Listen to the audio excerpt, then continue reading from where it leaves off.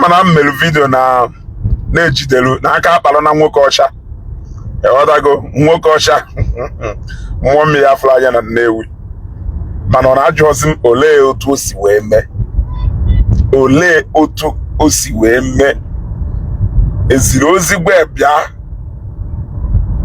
ka bịara na commando style wee bịa kpara ya aka. The answer wee wụrụ na abịa na commando style wee bịa kpara ya aka. Chịrị ndị agha nke igwe gafee okirikiri be. Meanwhile, ụmụazị bịara ịnala etekwere ha eji wee kedo ma ndị chọrọ ikedo client fa ma ndị chọrọ ịmana na ụmụfụ ka let's go back to our route na ma ndị ahụ na-acha acha n'isi ma nọ ndị chọrọ ka esiwere ha sikwere ha one or two ha ji akụgwụ ọrụ ha na-alụ awụghị ọrụ zuru ezi awụghị ụmụ legal ọrụ anyị ghọtago ịma na ọ na-eme alụ gba ahụ were omenala during the time a na-ekwu na eze ego ha na ndị otu ha ahụ wayo ka ha na-ekwu n'ọfọ 19 ka fa na-eme nwa onye n'ime ha ya ekweta nata n'ọfọ 19 ka ọ na-ekwu ọ ejecha ofu biznes gbaa na eve a ka ọ na-eme ọ narị afọs si ya fọs ọ kịta ka ọ na-eme a na-asa asamana a na-asa with pride ịghọtago kịta ka ọ na-eme a na-asa asamana a na-eposte na WhatsApp status na-eposte na Facebook ịghọtara kịta hazi ezo ya ezo ife ọwụzi iwu ịkarịa oge ogwugwu oge seti ya oge eji ife ọjọọ were a n'aka ịghọtago oge ahụ nwụrụ onye ya agba na ọ na-atụ ọrụ okweta na ọ na-atụ ọrụ mana kịta a na-eche stay with pride Matthias wee kpaziere ha ya aka by institutionalizing fa ije gwuo ọgwụ gbuo oke ite ha ncha niile werezie na-echi ya back to their root. He brought a message that came against Christianity, morality and other things ha na-eme na mmadụ na-eme ife ọjọọ ọ na-ezo ya ezo. He attacked that message first bubatara ichi ya back to their root ha wee ghọtazie n'ije gwuo ọgwụ wichi ya back to their root. Onye si na ebe ahụ ịda akụ ya mgbịrịgba na ntị maka na mkpokịta mmadụ asị m na Matthias na-agwa ha maka ọgwụ mana the fact is that na mukwu no ya adụ more interested n'ịda efesi ndị ahụ na-emisinterpret ife ahụ ọ sị nọ omenala Igbo karịa ndị na-eme omenala ndị ọzọ abụrụ omenala ndị nke anyị. Having said that, ewee nwu amụghọ na ndị agha nke igwe aghafee na okirikiri ibe mmụọ mmiri nweta ha sị gị na vim ofuo gbagba bịam ọmakpuo n'ime abandon moto mana onye ọcha doke na ogo n'ime tinted ya afịa achọghọrị ya achọ ya ọ nọrọ n'ime moto ebe a na-amụ ka ọnwa ebe jemeghe moto wee kupụta ya ka nwa amụrụ ndụ ahụ o si wee kunata nwa ya ọmụrụ ọfụ ka esi wee kupụta ya ka nwa ọfụ n'ime moto si ya nwanne m bịa na ọlụghị niile akwụwo ịghọtara denụ ndị bịaziri ịnara ike ha ji anata ndị ọcha na-emerụ ha ọgụ ya ịgbachakwa anya na ndị ọsọ nọ ndị ọcha na-emerụ ọgụ ndị bịara ịnara ike anyị eji wee jide ndị ọcha na-emerụ ọgụ ya ndị omenala ndị na-echi ya back to their root na ịgbachakwa onu ndị agụata nke mụ fensi piom anwụrụ ya nke mụ fensi piom anwụrụ ya nke mụ fensi piom anwụrụ ya etu a ka esi wee nwa ha ncha niile nwụchasịcha ha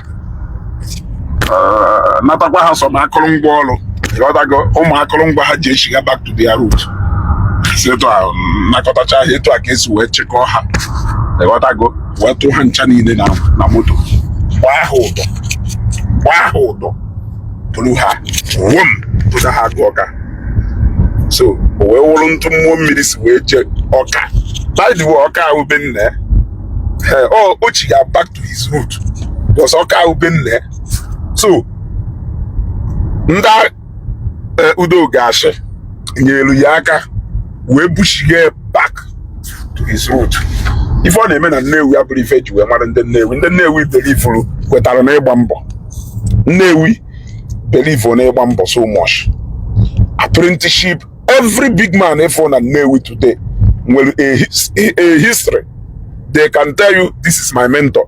Ebe a ka ego nsi ọ ife ji wee mara ndị Nnewi ịghọtara ama ndị Nnewi asị ndị na-agba mbọ. That is why na osiki ike na-efu ụmụ nwa dibịa nọ na Nnewi na ha soro akwa ọkụkọ ha na-eme this thing fa na-eme ifugodu ndị na-eme ya eme ha ya pụta n'ihu akwụkwọ. So mmụọ mmiri so na the only person so na ndị dibịa na-eme ife anọ na Nnewi soro ha na-eme ife ha na-eme, which is not who we are as ndị Nnewi. So mmasị na-anụ ọtụtụ, this is not who we are as ndị Nnewi. Nnewi na-agba mbọ na-agbasi mbọ ike. Yes, ifugodu nwa dibịa na Nnewi so ha eme ife ha na-eme, onye kwepụta n'ihu akwụkwọ because no man ife ọ na-eme abụrụ njirimara ndị Nnewi. And then hardly ka ị ya afụ agbata obi na community ya tolerate that nonsense. Anyị nwere a lot of nwa dibịa na Nnewi, but ya fụ ha ka ha na-awụrụ ụmụ ala ndị a na-awụ. And ọ marakwa n'ife gbada na side akwụ mmiri ebe bichiri mmiri isi bịa ya ebe anyị mmiri o jee ebe a jee sụkawuye onwe n'ime ebe a.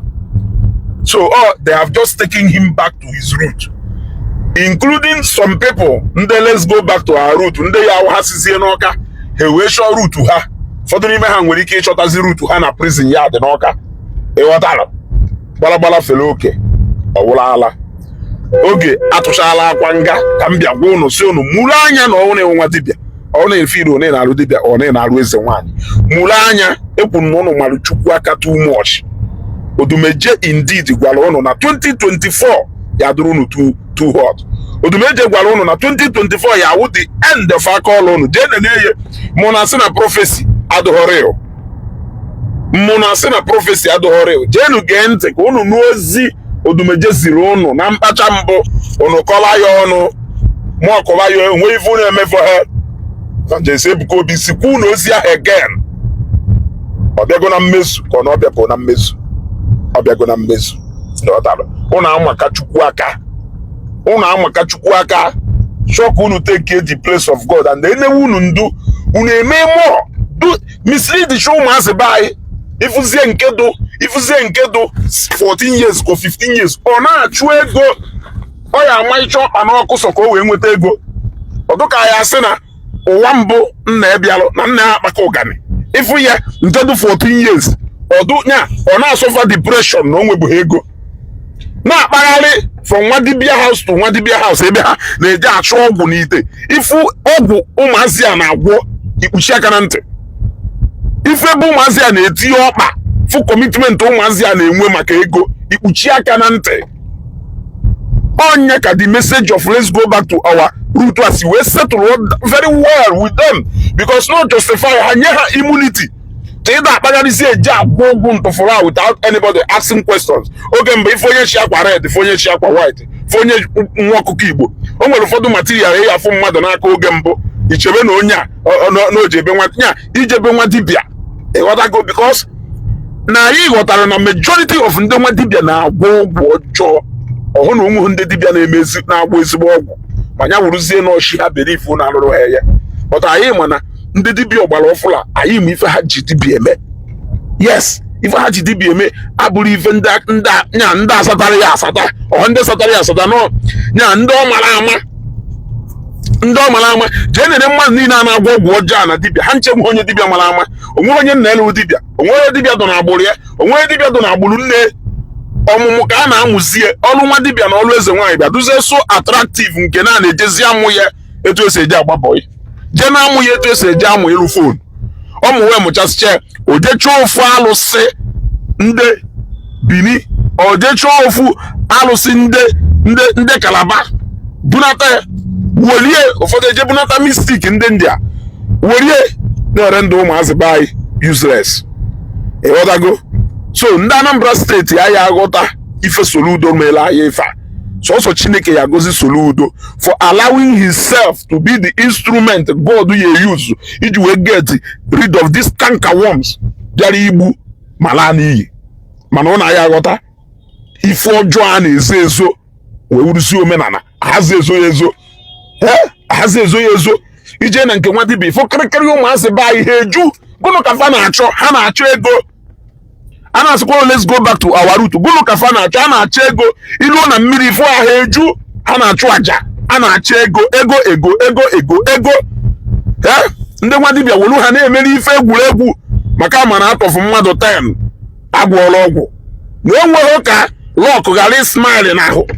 Gụnụ ka ị na-ekwu mgbagwụ a bụ nwoke ite ndị mbụ ndị tụrụ akwụkwọ mana Malaysia na ndị otu eji ọgwụ ejiri ọgwụ ndị ahụ na ndị ọcha ha akwụghị ụgwọ a na-akwụghị ụgwọ wee lukwa kịta ịka ya afụkwa mugwu dị ebe niile mugwu katụkwa be ndị ọcha ewerie na-anakọsi ụlọ ego na-eri na-anakọsi ụlọ ego na-egwu n'ụwayo mana ije n'ụlọ ụka je donọrọ ana kpere Chukwu ekpere without any commitment ọ kwụsị ego onyinye ama m ụdị controversy tit wụtara ego ahụ iji eji agwọ ọgwụ ahụ ike eye olulu ego nya ị na-eji 1% of it akwụta ị na-akwụdo tit na-abịa ma nke ahụ asị ụlọ olive oil ọhụ trailer load of olive oil ka ihe eji ewe ọtụ akpasasị ụnụ anya unu wee na-ekpuchi alụ. We want to go back to our root.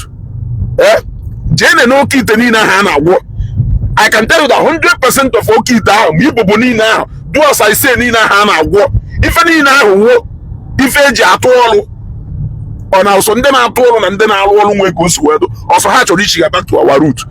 The actual people na-eme ọdịnala Igbo ịfụ ha ya mana ha na-eme ọdịnala Igbo maka ọdịnala Igbo nwere nsọ ihe mere ka ibe n'ihe dị ụka idebe n'ihe nsọ ụka ọwụ nke ọdịnala ka ihe edebe a na-etiwu olu nke ahụ enwe odumesi. Our God is a merciful God. Ọdịnala ba ya enwe omesi imehie ife sọrọ na nsọ otiwu olu ozugbo. That is why you never hear them talk about ọfọ because ọfọ do equal to Bible. Imehie ife ọfọ na asọ nsọ the real of Igbo otiwu olu mba na-etiwu olu sodogo ọfọ n'enue ịghọtago. So na na-ekwu akeda azaman ife ọjọọ a na-ezo ezo ọkwọrị nkụta niile na-eri nsị mana nke richara buru n'ọnụ akpọ ya ori nsị. Oge mbụ nkụta niile na-eri nsị ịtụ akwụkwọ na-eso ezo mana these days unu na-institutionalize ife niile ahụzi ife dị mma ọ bụrụzi ife a na-eṅomi. So ajọs nyewu background of ntu esi wee nwụrụ mmụọ mmiri na ndị otu ha ndị let's go back to our root ndị na-achụ ego tupu ha na Lion Building n'Ọka. Ịghọtago. Chineke merụ ha ebere. I wish them well. Ka Chineke mezie okwu a n'afa nke Nna na nke Ọkpara na nke Mmụọ Nsọ.